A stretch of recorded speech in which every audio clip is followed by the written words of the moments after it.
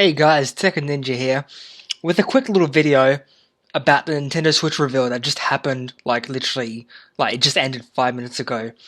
So this is a quick little video just to summarize what happened. Anyway, so the device is guaranteed to come out worldwide March 3rd, with pre-orders starting later this month.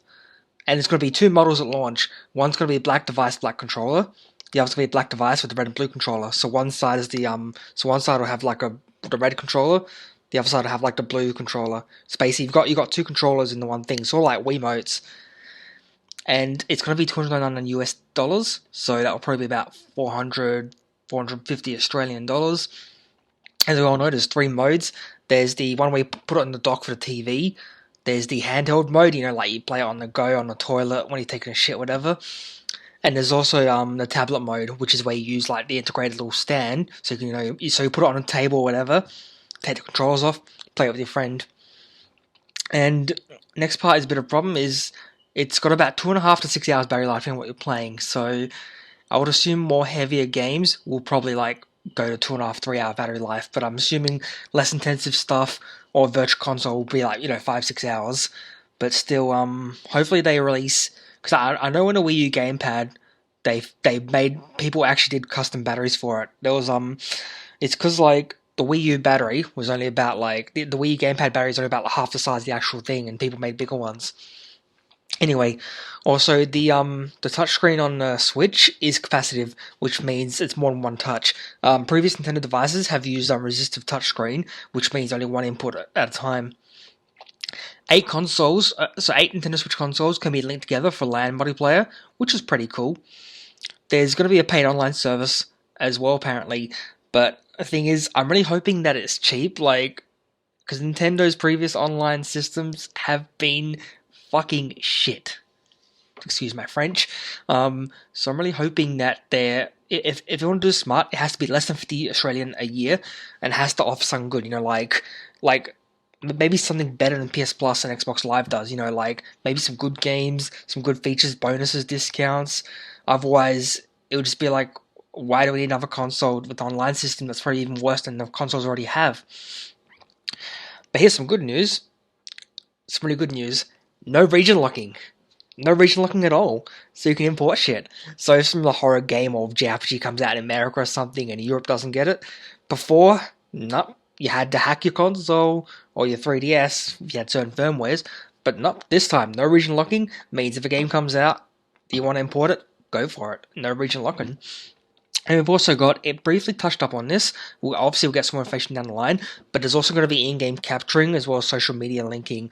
So basically similar to Xbox Live and PS4's, capturing and sharing and stuff, so that was pretty cool. Anyway, okay, the controller itself is pretty neat so far. It's got NFC, so you can use your amiibos with it. There's also a Pro Controller separate coming out as well. The controllers have very similar style to the Wii in they have motion and stuff like that, but they also have a sensor in front of it, as well as speaker and vibration combination called HD Rumble. Basically, it's basically meant to be a next gen version of Rumble, which also combines the speaker in a unique way to make the game sound a lot better. Watch the actual presentation yourself. It explains a lot better about it, but it does seem pretty cool so far. And now the games.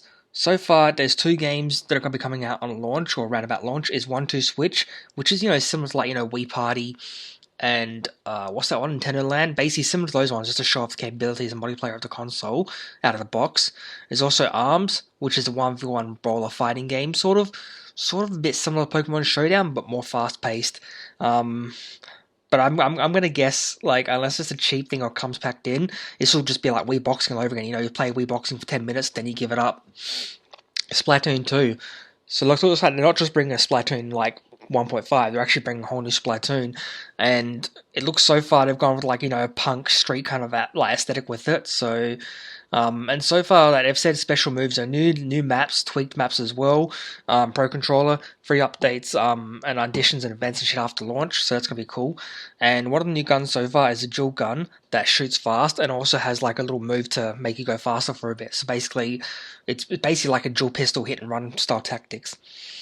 We've got Super Mario Odyssey, which is a new Mario game, sort of taking a cue from Galaxy in that, you're not on Mushroom Kingdom anymore. You actually get to go to other places, but it's gonna have something more in common with Super Mario 64 and Galaxy and Sunshine, which is a good thing because I actually like those. Like I didn't mind Galaxy 1 and 2, but it's good to go to a bit more, old school style Mario. And this new Mario game looks pretty good. All right, we've also got Xenoblade Chronicles 2 with literally very little info for that. It was pretty much just a quick video. But we do see there's a new kind of Monado that the main character's holding at the end. So I'm interested in how this is going to fit into previous Xenoblade Chronicles. Like, is this the same world? Is it a different world? Is it a different time period? What is it? Hopefully find out in the line. And also, here's the next surprising thing. Fire Emblem Warriors. So we thought we were going to get Hyrule Warriors 2, but nope. Fire Emblem Warriors.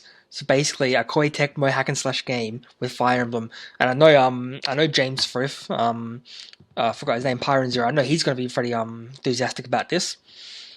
Alright, we've also got Dragon Quest X, 11, and a Heroes 1 and 2 bundles coming as well. So it's nice to see Dragon Quest is getting a nice strong support so far already on the Switch.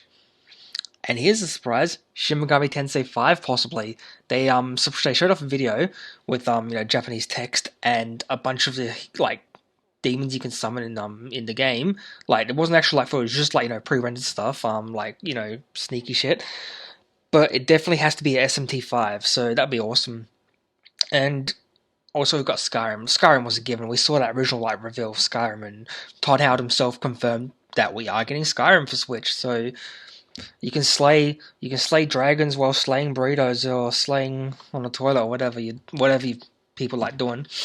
Also, Suda51 himself from Grasshopper Studios. No More Heroes 3, baby. Oh yeah. And also EA Games also had a little thing about, they bring their sports games. You can bring your sports game on the go, play with your friends, stuff like that. And to wrap it up, Zelda Breath of the Wild, launch title. And here's the kicker. It's using proper voice acting. Not Hyrulean or gibberish language, whatever it is, but actual proper voice acting. So, looks like, and from the cutscenes and stuff in the video, looks like they've gone a bit of a Naughty Dog style. So hopefully they can balance, the story and cutscenes, voice acting with good gameplay. And I mean, what I saw so far in that video looked pretty promising. So, yeah. Well, that's about it for the Nintendo information coverage wrap up. So hopefully there'll probably be more stuff over the next week and months coming out. So I might do another second follow up video, an updated video. But for now, thanks for watching, guys, and I'll catch you next time. Peace out.